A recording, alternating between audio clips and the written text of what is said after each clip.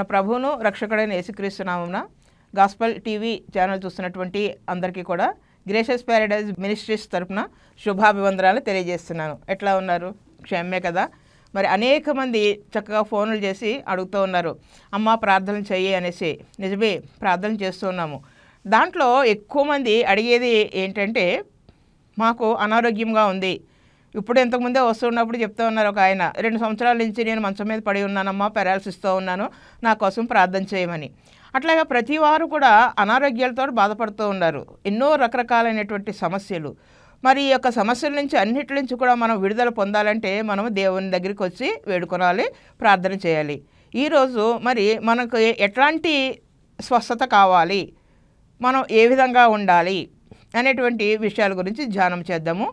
అపొస్తలుడైనటువంటి పౌలు తీతుకు రాసినటువంటి పత్రిక 2వ అధ్యాయము 13వ వచనం చదువుతున్నాను, చూడండి. అనగా మహాదేవుడును మన రక్షకుడునైన యేసుక్రీస్తు మహిమ యొక్క ప్రత్యక్షత కొరకు ఎదురుచూచుచు ఈ లోకములో స్వస్థ బుద్ధితోనూ నీతితోనూ భక్తితోనూ బ్రతుకుచుండవలెనని మనకు బోధించుచున్నది. మనకి వాక్యము ఏమని బోధిస్తుందన్నమాట? 3 విషయాలు ఇక్కడ మనకు కనపడుతున్నాయి. మొట్టమొదటిది స్వస్థ బుద్ధి, రెండవది నీతి, మూడవది భక్తి. ఈ 3 కూడా మనిషికి ఎంతో అవసరము. ఇవన్నీ కూడా ఉన్నప్పుడే దేవునిని మనము ఎదుర్కోవడానికి శక్తినిస్తాయి. ఎట్లాంటి శక్తి అంటే, మనము దేవునిని పెండ్లి కుమారుడుగా మనము చూస్తున్నాము. పెండ్లి కుమార్తెగా మనము అలంకరించబడి వెళ్ళాలి అంటే సంఘములో ఉన్నటువంటి మనము అందరం కూడా, స్త్రీలైనా పురుషులైనా ఎవరైనా కూడా ఏ విధంగా అలంకరించబడి వెళ్ళాలి అంటే ఈ 3 విషయాలు కూడా ఎంతో ముఖ్యమైనటువంటివి. మొట్టమొదటిగా స్వస్థ బుద్ధి అనేసి ఇక్కడ చెప్పడం జరిగింది. స్వస్థ బుద్ధి అంటే ఇప్పుడు మరి ఎక్కడ చూసినా కూడా మనకు బోర్డులు కనపడుతూ ఉంటాయి. స్వస్థత మహాసభలో అంటూ ఉంటారు. అనారోగ్యాలతో ఉన్నటువంటి వారు అందరూ రండి అనేసి అక్కడ చెప్పడం జరుగుతూ ఉంటుంది. స్వస్థత స్వస్థత స్వస్థత అనేసి పెడుతూ ఉంటారు. చాలా మంచిది, స్వస్థతలు జరుగుతున్నాయి, అద్భుత కార్యాలు జరుగుతున్నాయి. ఎవరికి జరుగుతున్నాయంటే పూర్తి విశ్వాసంతో నమ్మినటువంటి ప్రతి వారికి కూడా అవి జరుగుతున్నాయి. హల్లెలూయా. మరి ఇక్కడ చూసుకుంటే ఏమని ఉంది? స్వస్థ బుద్ధితోనూ, స్వస్థ బుద్ధితోనూ. బుద్ధికి స్వస్థత కావాలంట. అంటే బుద్ధి ఎట్లా ఉందనమాట? అనారోగ్యంతో ఉంది. అనారోగ్యంతో ఉన్నదంటే డాక్టర్ దగ్గరికి వెళ్ళవలసిందే. మనకి ఏమాత్రం హెల్త్ బాగోపోయినా వెంటనే మనం ఏం చేస్తూ ఉంటాము? డాక్టర్ దగ్గరికి వెళ్తూ ఉంటాము. అయ్యా నాకు బాగాలేదు, నాకు ఊపిరితిత్తులో బాగాలేదు, లేకపోతే నాకు గుండెలో బాగాలేదు, లేకపోతే నాకు కాలు బాగాలేదు, నాకు చెయ్యి బాగాలేదు, నాకు కడుపులో ఏదో అయిపోతూ ఉంది. ఇట్లా ఎన్నో రకరకాలైనటువంటి సమస్యలతోటి మనం వైద్యుని దగ్గరికి వెళ్తూ ఉంటాము, డాక్టర్ దగ్గరికి వెళ్తూ ఉంటాము. డాక్టర్లు అన్నీ కూడా ఏం చేస్తారన్నమాట? చక్కగా పరీక్షలు చేసి 10,000 నుంచి 20,000, 30,000 అన్నీ కూడా స్కానింగ్లని, అదని ఇదని, బ్లడ్ రిపోర్ట్స్ అని అన్నీ కూడా చేసి ఆఖరికి వాళ్ళు తేల్చేది ఏంటంటే, అబ్బే ఏమీ లేవమ్మా, అంతా బాగానే ఉంది, ఈ ట్యాబ్లెట్స్ వాడు అనేసి చెప్పడం జరుగుతూ ఉంటుంది. అంటే మనిషికి శరీరానికి స్వస్థత ఎంతో అవసరము. శరీరానికి స్వస్థత ఎంత అవసరమో అదేవిధంగా మనసుకి కూడా, మన యొక్క బుద్ధికి కూడా అంత స్వస్థత అవసరము. స్వస్థ బుద్ధి కావాలి. స్వస్థ బుద్ధి, బుద్ధికి స్వస్థతకి మరి ఎంత మంచి సంబంధం ఉందో మనకి ఇక్కడ తెలుస్తూనే ఉంది. స్వస్థ బుద్ధి అంటే ఆరోగ్యకరమైనటువంటి బుద్ధి. ఇర్మియా గ్రంథంలో ఉంది కదా, 17వ అధ్యాయము 9వ వచనంలో కనుక చూసుకుంటే, హృదయము అన్నిటికంటే మోసకరమైనది, అది ఘోరమైన వ్యాధి కలదు, దాన్ని గ్రహించగలగాడు ఎవరు? హృదయము అన్నిటికన్నా కూడా ఘోరమైనటువంటి వ్యాధి కలిగింది. మనకి పై వ్యాధులే కనపడుతున్నాయి, కానీ హృదయానికి ఉన్నటువంటి వ్యాధి మనకి ఏదో తెలియట్లేదు. హృదయానికి ఉన్నటువంటి వ్యాధి పోవాలి. హృదయం ఎట్లా ఉంటుందంటే ఒక్క క్షణంలోనే మారిపోతూ ఉంటుంది. హృదయానికి చంచలత్వము ఎక్కువ. చంచలత్వము అంటే ఏంటంట? స్థిరత్వము లేకపోవడము. నిమిషానికి కూడా మారిపోతూనే ఉంటుంది. ఇప్పుడు అనుకున్నాను కానీ కాలేదు, కాబట్టి ఏం చేయను అనేసి చాలా తేలిగ్గా చెప్పేయడం జరుగుతూ ఉంటుంది. అది మానవ విషయంలో అయితే ఓకే, కానీ దేవుని విషయంలో అట్లాంటి అభిప్రాయాలు ఎవరికి కూడా ఉండకూడదు. స్థిరమైనటువంటి అభిప్రాయాలు ఉండాలి. అంటే ఎట్లా ఉండాలన్నమాట? చంచల బుద్ధి అన్నది మనిషికి ఉండకూడదు. చంచలమైనటువంటి బుద్ధి, స్థిరత్వము లేనటువంటి బుద్ధి అది ఎట్లా ఉంటుందంటే మనకు అందరికీ కూడా తెలుసు. న్యాయాధిపతుల్లో కనుక చూసుకుంటే ఒక ఆయన ఉన్నాడు. ఒక ఆమెకి బిడ్డలు లేనప్పుడు ఆమె చాలా ప్రార్థన చేసింది. ఆ భర్త కూడా ప్రార్థన చేశాడు. వాళ్ళ ప్రార్థన దేవుడు ఆలకించి వారికి ఒక కుమారుడు అనుగ్రహిస్తున్నానని చెప్పాడు. దేవుని యొక్క దూత వచ్చి అక్కడ చెప్తుందనమాట, ఇదిగో అమ్మ, మరి మీకు ఒక కుమారుడు నేను ఇస్తున్నాను. ఆ కుమారుడు న్యాయాధిపతిగా ఉంటాడు. అతని తల మీద క్షౌరం వద్దు. నీవు కూడా చాలా జాగ్రత్తగా ఉండాలి. తినే ఆహారంలో కానీ మరి చేసే ప్రతి పనిలో కూడా పరిశుద్ధత పాటించాలి. ఇట్లా ఉండాలి అన్నీ కూడా పూసగుచ్చినట్లుగా అక్కడ చెప్పడం జరిగింది. అన్నీ విన్నారు. వాళ్ళు కూడా చాలా చక్కగా అన్నమాట ఉన్నారు. ఆఖరికి ఒక కుమారుడు జన్మించాడు. ఆ కుమారుడు పేరే సంసోను. మరి యొక్క సంసోను కనుక జీవితం చూసుకుంటే అతను ఒక మరి నాజరు చేయబడ్డటువంటి వ్యక్తి, అభిషేకించబడ్డటువంటి వ్యక్తి, దేవుని యొక్క మరి కృప వలన పుట్టినటువంటి కుమారుడు.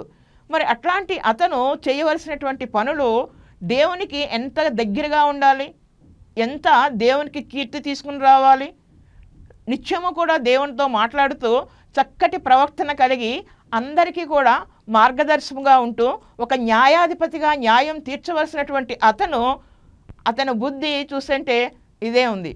చంచలమైనటువంటి బుద్ధి, స్థిరత్వము లేనటువంటి బుద్ధి. ఇది అనుకున్నాడు, నేను ఆ అమ్మాయినే చూశాను, ఆ అమ్మాయినే ప్రేమించాను, ఆ అమ్మాయినే లవ్ చేశాను, నాకు పెళ్లి చేస్తారా చేయకపోతే అని బ్లాక్మెయిల్ చేయడం మొదలుపెట్టాడు. చేస్తారా చేయండి అన్నప్పుడు పాపం ఏం చేస్తారు, తల్లిదండ్రులు వెళ్ళారు, చూశారు.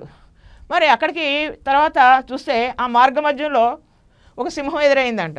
ఆ సింహం కూడా ఎట్లాంటిది, మామూలు సింహం కాదు, చాలా గట్టిగా బొబ్బరించుకుంటూ గర్జన చేసుకుంటూ వచ్చేస్తే సంసోన్ గారి దగ్గర కూరగాయలు కట్ చేసే చాకు కూడా ఆయన దగ్గర లేదు.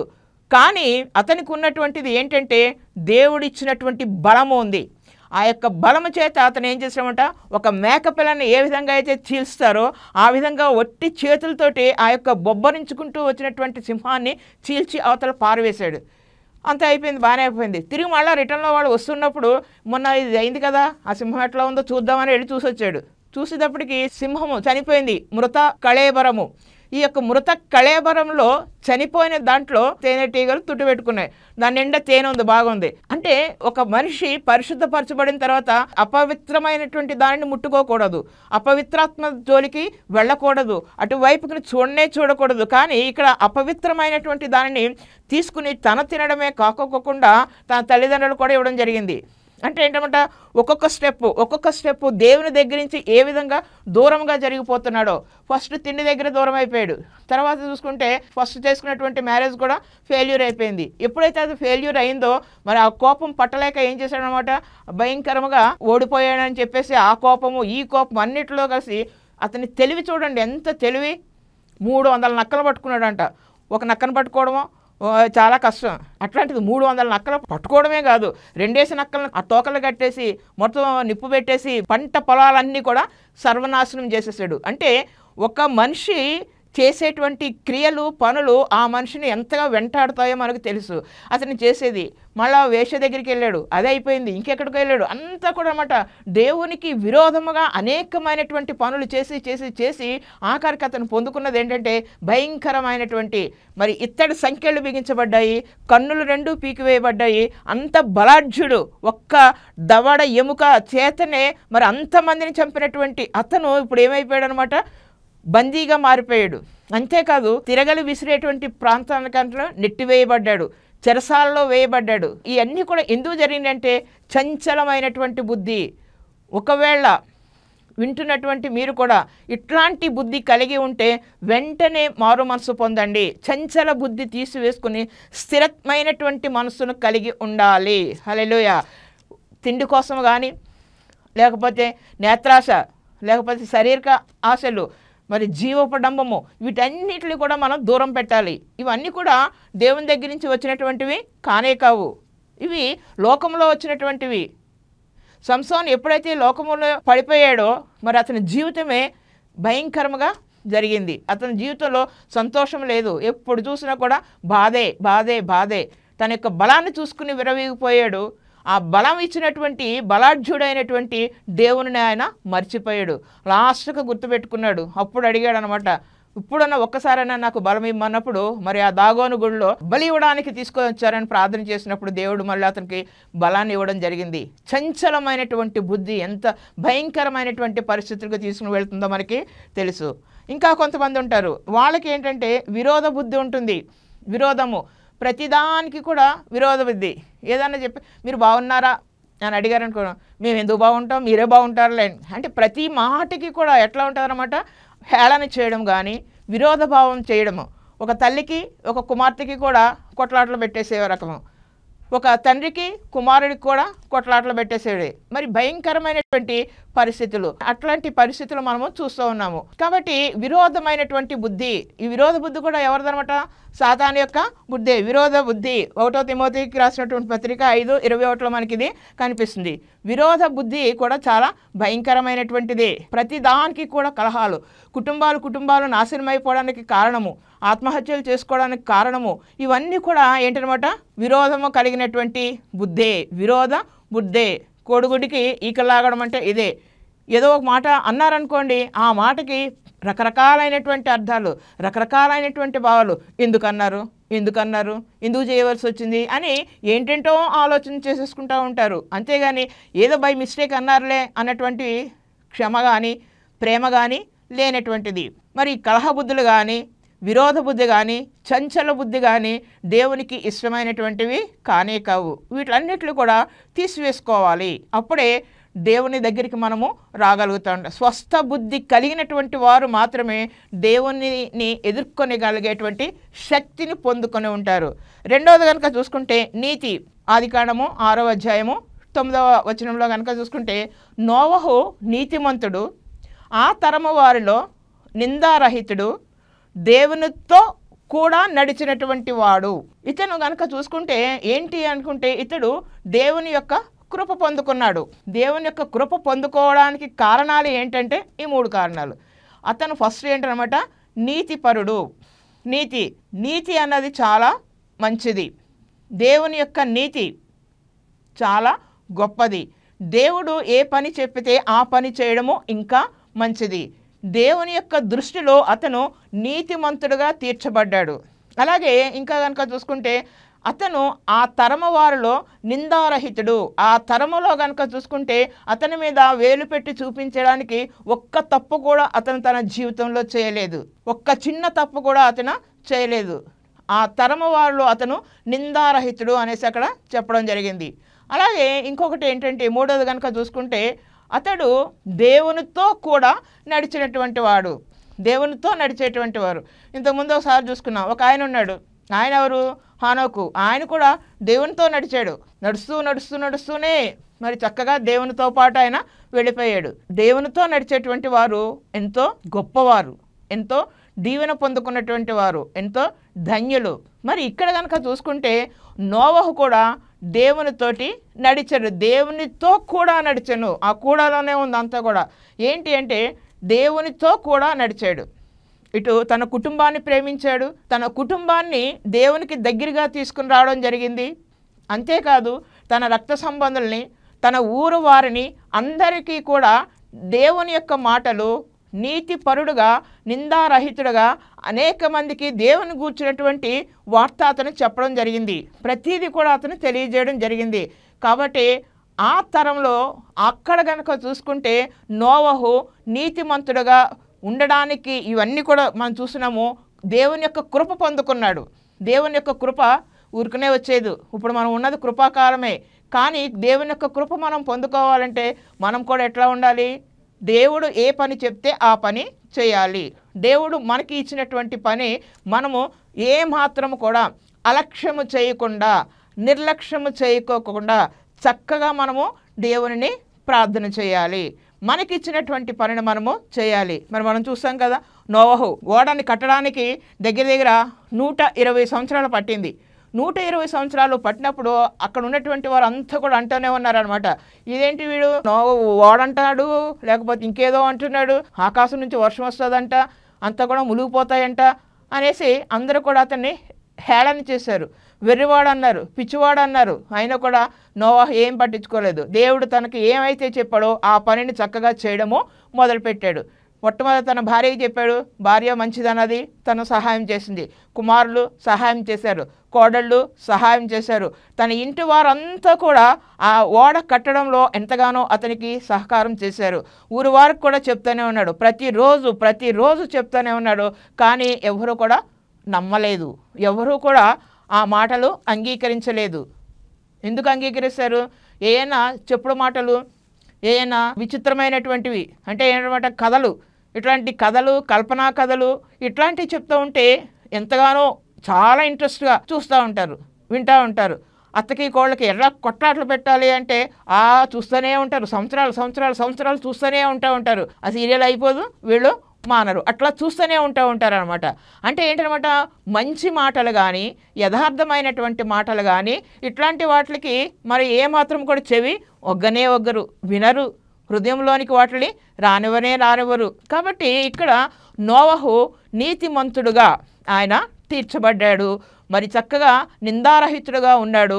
అంతేకాకుండా మరి దేవునితో కూడా నడిచాడు. దేవునితో పాటు నడవడం అంటే ఇటు కుటుంబాన్ని నిర్లక్ష్యం చేయకుండా, చాలామంది ఏం చేస్తారంటే మేము దేవుని సేవ చేస్తున్నాం అనేసి కుటుంబాన్ని నిర్లక్ష్యం చేస్తూ ఉంటారు, కుటుంబాన్ని గురించి పట్టించుకోరు, ఎక్కడెక్కడో తిరుగుతూ ఉంటారు, ఏదేదో చేస్తూ ఉంటారు. కానీ మరి చేస్తున్నది అంతా కూడా ప్రార్థనలే, చేస్తున్నదంతా కూడా దేవుని యొక్క వాక్యమే. కానీ కుటుంబ క్షేమం గురించి మాత్రము పట్టించుకోని పరిస్థితి. అలాగే స్త్రీలైనటువంటి వారు కూడా చాలామంది మరి కుటుంబం గురించి కూడా పట్టించుకోరు. నేనెందుకు వంట చేయాలి, నేను పాస్టరమని, లేకపోతే నేను వాక్యం చెప్తున్నాను కదా, నాకు చాలా పనులు ఉన్నాయి, వెరీ బిజీ అనేసి ఏం చేస్తూ ఉంటారు, దాట వేసేస్తూ ఉంటారు. ఏ పని కూడా చేయకోకుండా కుటుంబాన్ని నిర్లక్ష్యం చేస్తూ బాధ్యత లేకోకుండా బాధ్యతారహితంగా ఉండేటువంటి వారు అనేక మంది అయిపోయారు. కానీ ఇక్కడైతే నోవహు తన కుటుంబాన్ని ఏ విధంగా అయితే దేవుని దగ్గరికి తీసుకుని వచ్చాడో, అలాగే మరి దేవునితో కూడా ఆయన నడవడము, అటు కుటుంబాన్ని దేవుని దగ్గరికి తీసుకురావడము, మనుషుల దయ దేవుని దయ పొందాడు, మనుషుల దయ దేవుని దయ రెండు కూడా మనం చక్కగా పొందుకోవాలి. మరి ఇట్లాగా నోవహు రెండింటినీ కూడా బ్యాలెన్స్ చేసుకుంటూ దేవునితో పాటు దేవునితో కూడా ఆయన నడిచి వెళ్ళాడు. మనము కూడా కుటుంబాన్ని నిర్లక్ష్యం చేయకోకుండా కుటుంబం పట్ల జాగ్రత్త కలిగి చక్కగా కుటుంబాన్ని అంతటిని కూడా దేవుని దగ్గరికి తీసుకొచ్చి ప్రార్థనలో వాళ్ళని పోషించాలి, ప్రార్థనలో వాళ్ళని బలపరచాలి. ఇంకొక మాట ఏముంది ఇక్కడ, భక్తితోనూ బ్రతుకుచుండవాలని మనకి బోధించుతున్నది. మనం ఎట్లా బ్రతకాలంటే భక్తితో బ్రతకాలి. కొంతమందికి భయం ఉంటుంది, కొంతమందికి భక్తి ఉంటుంది. భయభక్తులు కలిగి మనము దేవుని దగ్గరికి రావాలనేసి ఇక్కడ చెప్తుంది. భక్తితోనూ, మరి భక్తి అంటే ఒక ఆయన ఉన్నాడు, ఈయన మరి అపోస్తుల కార్యాల్లో 10వ అధ్యాయంలో మనకి కనిపిస్తుంది. 1-2 వచనాల్లో కనుక చూసుకుంటే, ఇటలీ పటాలము అనబడే పటాలములో ఒక ఆయన ఉన్నాడు, శతాధిపతి ఉన్నాడు. శతాధిపతి అంటే 100 మంది సైనికుల మీద అధిపతి. ఈ యొక్క సైన్యాధిపతి మరి ఆయన చేస్తున్నటువంటి పని ఏంటి అనుకుంటే, అతను చక్కగా ఒక మంచి జాబ్లో ఉన్నాడు, మంచి భార్య ఉంది, పిల్లలు ఉన్నారు, బంధువులు ఉన్నారు, అందరూ ఉన్నారు. అతనికి ఎక్కడ కూడా ఏ విధమైనటువంటి రోగాలు లేవు, అప్పులు లేవు, సమస్యలు లేవు, ఏమీ లేవు.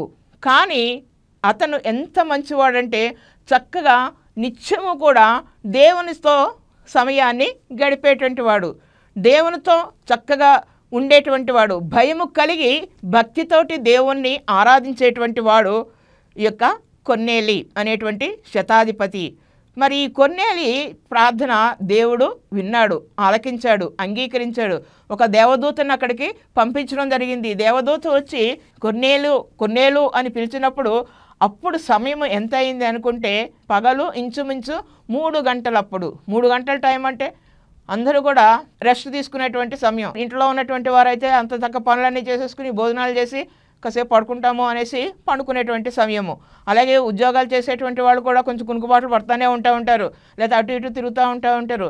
ఎవరు కూడా మరి దేవుని దగ్గరికి వచ్చేటువంటి సమయము కానే కాదు.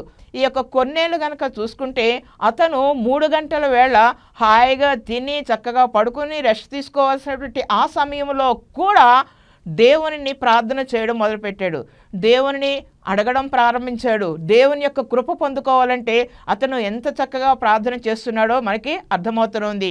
అంతేకాదు అతని యొక్క సేవా కార్యక్రమాలు, మరి దేవునికి ఇష్టమైనటువంటి పనులు, ధర్మకార్యాలు ఆయన అనేకమైనటువంటి చేయడం జరుగుతూ వచ్చింది. కాబట్టి అటు మరి చక్కగా అనమాట ప్రతి విషయంలో కూడా తనకి ఏ ఇబ్బంది లేదు. అయితే ఇబ్బంది లేదు కదా అనేసి దేవుని విడిచిపెట్టలేదు. నేను కూడా అదే చెప్తాను, నాకు ఇబ్బందులు లేనప్పుడు నేను ఎప్పుడు దేవుని దగ్గరికి వచ్చి ప్రార్థన చేయలేదు. ఏ అంటే ప్రార్థన చేయవలసినటువంటి అవసరం రాలేదని చెప్తున్నాను. అప్పుడు ప్రార్థన ఎలా చేయాలో కూడా తెలియదు అని చెప్తూ ఉన్నాను. కానీ మరి ఎప్పుడైతే కష్టాలు వచ్చినాయో అప్పుడు దేవుని దగ్గరికి రావడం జరిగింది. కాదంటే ఒక మంచి జరిగింది ఏంటంటే, ఏమీ కూడా మరి నష్టపోకోకుండా చేతులు కాలిపోయిన తర్వాత ఆకులు పట్టుకోవడం కన్నా కాలక ముందే దేవునిని పట్టుకోవడం వల్ల దేవుని యొక్క కృప పొందుకోవడము జరిగింది. కాబట్టి ఏదో కష్టం వస్తేనే దేవుని దగ్గరికి రావాలి, భయంకరమైనటువంటి జబ్బులు వస్తేనే దేవుని దగ్గరికి రావాలి, భయంకరమైనటువంటి పరిస్థితులే, మరి ఎన్నో రకరకాలైనటువంటి ఇబ్బందులే, కుమార్తెకి వివాహం కావట్లేదు, కుమారుడికి జాబ్ రావట్లేదు, మరి సొంత ఇల్లు లేదు, ఏమీ లేదు, మరి ఉన్న ఉద్యోగం పోయింది, దిక్కుతోచినటువంటి స్థితిలో ఉంటున్నాము అని దేవుని దగ్గరికి రావడం కాదు. ఇవి ఏమీ ప్రాబ్లమ్స్ లేకుండా కూడా ఉన్నప్పుడే మనము దేవునిని ఆశ్రయించాలి, దేవుని దగ్గరికి రావాలి. ఈ యొక్క కొన్నేలి విధానం కూడా అదే. ఆయనకి అన్నీ సమృద్ధిగా ఉన్నాయి, ఏ చింత లేదు, ఏ బాధ లేదు, ఏ కష్టమో లేదు. అయినా కూడా అతను చక్కగా దేవుని దగ్గరికి రావడం జరిగింది, భక్తితో దేవుణ్ణి ఆరాధించడం జరిగింది. తన ప్రార్థన చేయడమే కాదు, తన కుటుంబాన్ని అంతటిని కూడా, తన యొక్క కుటుంబాన్ని అంతటిని కూడా దేవుని వైపు నడిపించినటువంటి వాడు ఈ యొక్క కొర్నేలు. మరి మనము దేవుని ఎడల ఏ విధంగా ఉంటున్నాము? భయం కలిగి ఉంటున్నామా? భక్తి కలిగి ఉంటున్నామా? భయభక్తులతో ఉంటున్నామా? దేవునికి ఇష్టమైనటువంటి కార్యాలు చేస్తున్నామా? దేవుని మరి మనకి ఇచ్చినటువంటి ఆ యొక్క తలాంతులు ఇవన్నీ కూడా మనము ఉపయోగించుకోవాలి.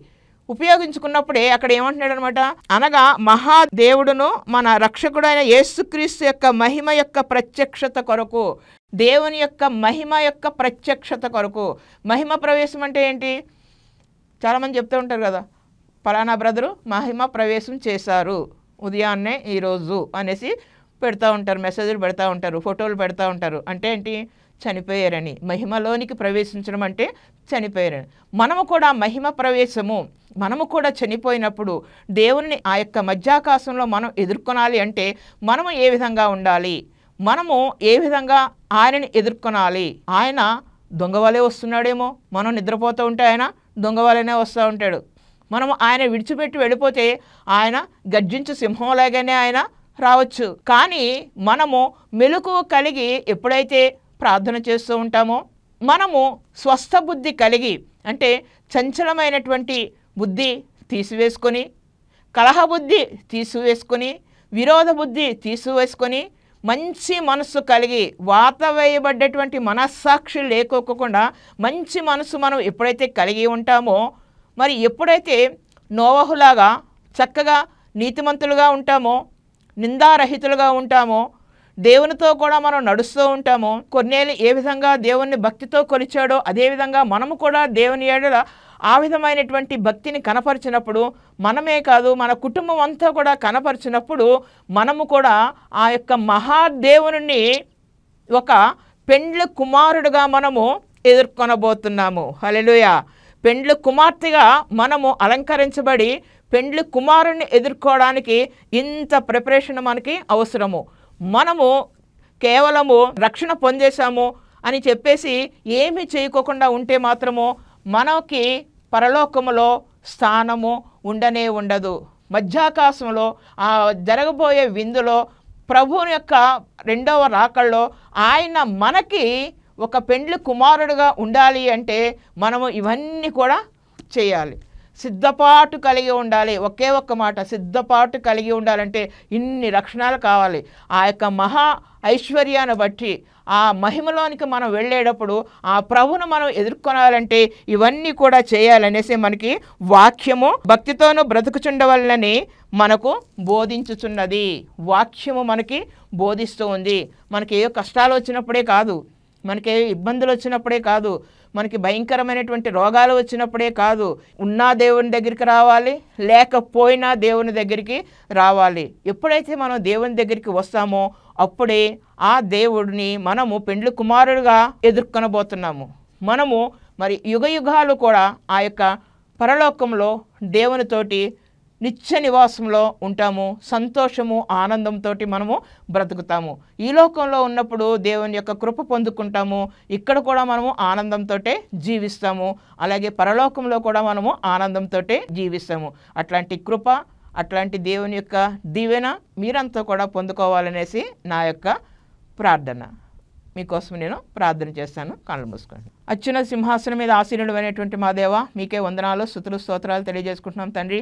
అవును ప్రభా, మరి నాయన మిమ్మల్ని ఎదుర్కొనాలి అంటే ప్రభా మరి నాయన మేము ఎంతో సిద్ధపాటు కలిగి ఉండాలి నాయన.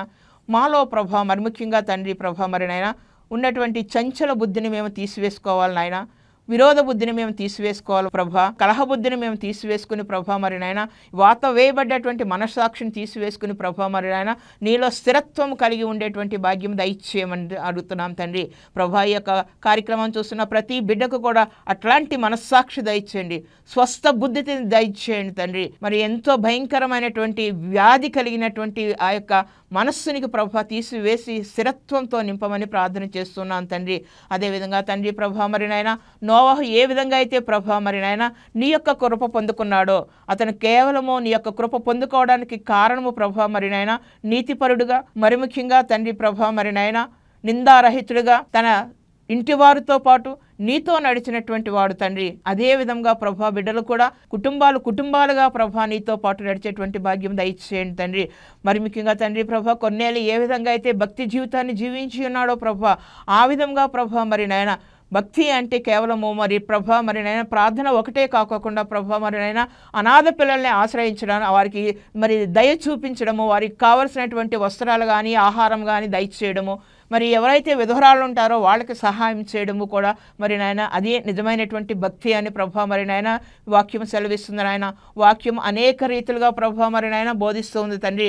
మరి నాయన చెప్పేటువంటి వారు అనేక మంది లేచి చెప్తూనే ఉన్నారు తండ్రి. వింటున్నటువంటి వారు ప్రభా ఎవరైతే ప్రభా మరి నాయన నీ యొక్క పాద సవ్వడి వింటున్నారో, ఎవరైతే ప్రభా మరి నాయన హృదయంలో ప్రభా మరి నాయన మిమ్మల్ని ఆరాధన చేస్తూ ప్రభా మరి నాయన మిమ్మల్ని హృదయంలోనికి ఆహ్వానించుకుంటున్నారో వారంతా కూడా రక్షణ పొంది ప్రభా మరి నాయన మధ్యాకాశంలో ప్రభా పెండ్లి కుమార్తెగా ఎదుర్కొనేటువంటి గొప్ప భాగ్యము దయచేయవలసిందిగా, నిండైన దేవుని కుమ్మరించవలసిందిగా త్వరలో రానున్న మా ప్రభువుని బట్టి మిక్కిలి వినయంతో బ్రతిమాలు వేడుకుంటున్నాం తండ్రి. ఆమేన్. మన తండ్రి అయిన దేవుని ప్రేమయు, మన ప్రభువైన యేసుక్రీస్తు కృపయు, పరిశుద్ధాత్మ యొక్క అన్యోన్య సహవాసము సదాకాలము ఈ యొక్క కార్యక్రమం చూస్తున్న ప్రతి బిడ్డ మీద కుమ్మరించబడునుగాక. ఆమేన్.